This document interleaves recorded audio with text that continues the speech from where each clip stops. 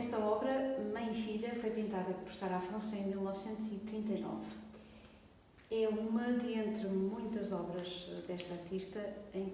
que ela se foca nas relações fraternais e de família, mães e filhos, irmãos,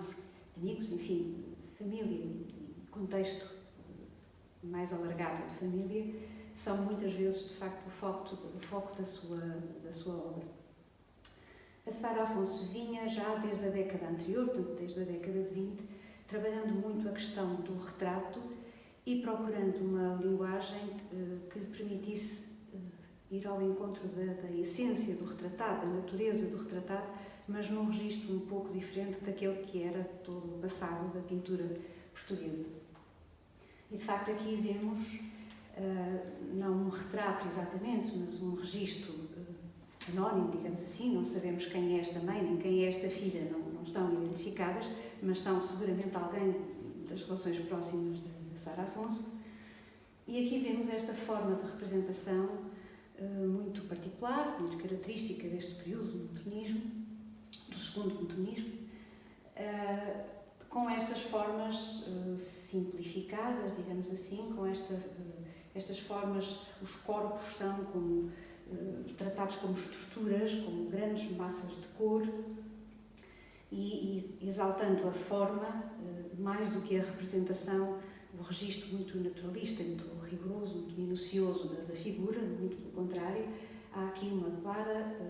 intencionalidade de despojamento das formas e de simplificação, digamos assim. Aqui os volumes planificam-se, fundo e forma confundem-se, e há aqui, além disto, uma paleta ousada, uma paleta de rosas e azuis muito luminosos, tão luminosos e tão ousados, tão diferentes, que remetem esta pintura para uma dimensão quase do onírico, uma dimensão poética e quase do domínio do sonho, da não realidade.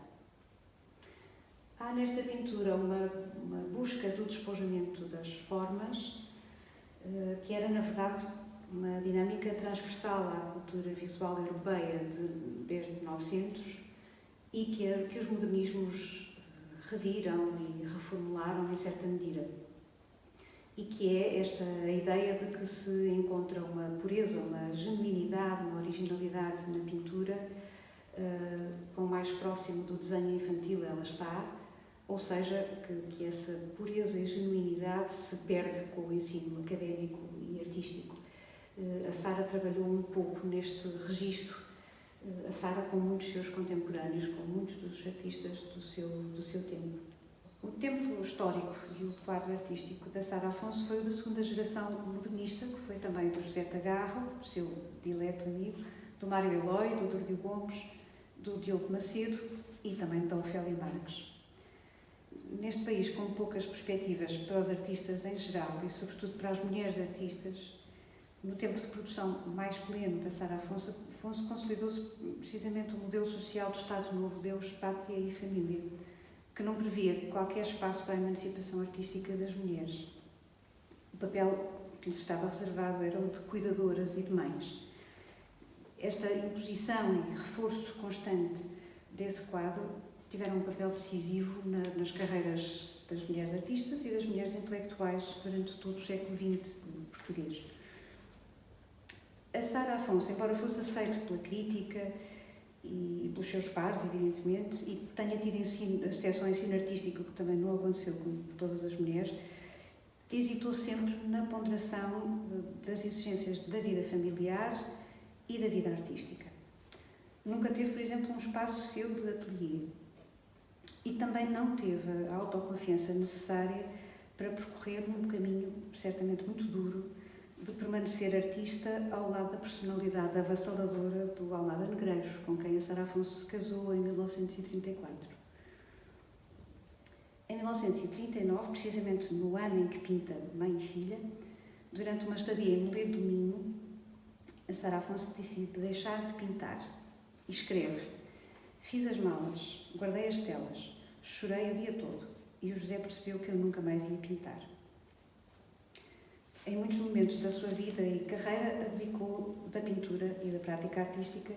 em favor de outras dimensões da sua vida, designadamente da dimensão familiar e desta esfera doméstica, e isto, evidentemente, penalizou a sua visibilidade pública, digamos assim, a marcação da sua presença no espaço artístico nacional, que se adivinhava quando a Sara regressou de Paris. Toda a gente achou que ela tinha uma carreira de pintora bastante promissora pela frente, que afinal não veio a concretizar-se por força desta sua circunstância familiar. Mas nesse, digamos, quase silêncio, a sua carreira continuou. Continuou a pintar painéis decorativos para interiores, bordou de forma inovadora e trazendo as técnicas de bordar para o espaço da criação artística, ilustrando e desenhando. Aliás, continuou sempre a desenhar. Foi prolífica ilustradora, sobretudo para a literatura infantil. Ao dignificar estes espaços físicos e sociais tradicionalmente reservados às mulheres e considerados menores, por e para isso, a Sara tentou contornar as circunstâncias que a afastaram da pintura e, ao mesmo tempo, seguiu um caminho que se buscava internacionalmente, que era o da democratização da arte e desta espécie de diluição das fronteiras convencionadas entre a pintura de cavalete, convencionada, e outros meios e suportes de expressão plástica. A Sara expôs regularmente bordados a par com a pintura e com o desenho, fazendo, digamos assim, jus ao seu passado em Paris, onde tinha tido, aliás, contacto direto, tinha trabalhado com a Sonia Delaunay e tinha tido contacto com o uso dos têxteis e das técnicas de bordado como meio para a mais arrojada e vanguardista prática artística desse tempo. A certa altura da sua vida, a Sara Afonso desenvolve um projeto singularíssimo de arquitetura paisagística numa quinta de veraneio que tinha comprado com a Almada Negreiros e que parece surgir assim um pouco como corolário de toda uma vida prática artísticas densamente cruzada com as exigências da vida familiar e doméstica. E esse é um aspecto que me parece muito interessante salientar na comemoração do Dia da Mulher, que é a forma como a Sara Afonso conseguiu trazer para digamos, guindar para uma outra dimensão e quase sublimar estes espaços e tarefas tradicionalmente atribuídas ao feminino, dar-lhes uma tal dignidade que os transforma em coisas em si, em coisas com imenso valor, como é o caso muito evidente desta quinta de Bicesse, nos arredores de Cascais.